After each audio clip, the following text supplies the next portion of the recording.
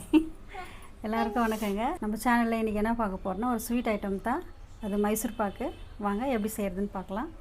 முதல்ல ஸ்டவ் பற்ற வச்சுக்கலாம். அப்போ ஒரு கடாய் வச்சிடலாம். இப்போது கடாய் நல்லா சூடாக இருக்குது. நம்ம கடல மாவு போட்டுக்கலாம் மைசூர் பாக்கு செய்கிறதுக்கு. இதில் 2 கப்பு கடல மாவு போட்டிருக்காங்க. இப்போ நல்லா வறுத்து எடுத்துக்கலாம். கடல மாவு நல்லா வாசம் வர வரைக்கும் வறுக்கணுங்க. கடல மாவு நல்லா ஒரு வாசம் வரும், அது வரைக்கும் நல்லா ரோஸ்ட் பண்ணணும். பாருங்க, கடல மாவு நல்லா ரோஸ்ட் ஆகிடுச்சு, நல்லா வாசனை வர ஆரம்பிச்சிடுச்சு. இப்போ எடுத்துடலாம். இப்போ வேறு ஒரு கடாய் வச்சுக்கலாங்க. அடி கனமான இருக்கிறது. அதில் 1.5 கப் சர்க்கரை போட்டுக்கலாம்.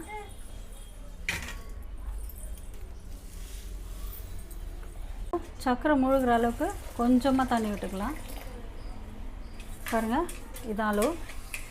இந்த அளவுக்கு கொஞ்சமாக தண்ணி ஊற்றிக்கலாம். நிறைய தண்ணி ஊற்றிடாதீங்க. நிறைய தண்ணி ஊற்றிக்கலாம், பாகு வர்றதுக்கு லேட் ஆகும். இப்போ சர்க்கரை பாகு அங்கே கொச்சின்னு இருக்கட்டாங்க.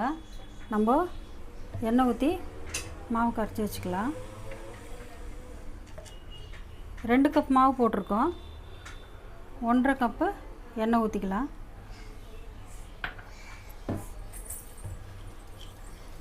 இந்த எண்ணெயில் மாவு நல்லா கரைச்சி விடலாம். இப்போ பாருங்கள், இப்போ ஒரு கம்பி பதம் வந்திருக்கு. பாருங்கள், இப்படி தான் இருக்கணும்.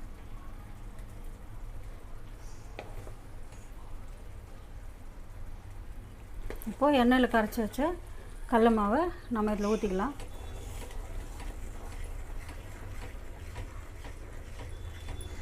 ஊற்றிட்டு நல்லா கலந்து விடுங்க. சர்க்கரை பாகும் மாவும் எல்லாம் கலந்து ஒன்றாயிடுச்சு பாருங்கள். இப்போ கை விடாமல் கலந்து விடுங்க. நல்லா கலந்து விடணும். நல்லா கிண்டி விட்டுட்டே இருக்கலாம். இங்கே பாருங்கள், கொஞ்சம் கொஞ்சமாக பாத்திரத்தில் ஒட்டாமல் வருது. இப்போது கொஞ்சம் நெய் சேர்த்து மறுபடியும் கிளறி விடலாம். உங்களுக்கு ஃபுல்லாக நெய்யில் செய்யணுனாலும் நீங்கள் நெய்யில் செய்யலாம். பாருங்கள், பாத்திரத்தில் ஒட்டாமல் வருது. இப்போது இன்னும் கொஞ்சம் ஆகணும். பாருங்கள், பாத்திரத்தில் ஒட்டாமல் சுருண்டு வர ஆரம்பிச்சிடுச்சு. பாருங்கள், இந்த பதத்தில் நம்ம எடுத்துக்கலாம். இப்போது நம்ம ஒரு பிளேட்டில் நெய் தடவி ரெடி பண்ணி வச்சுக்கலாம்.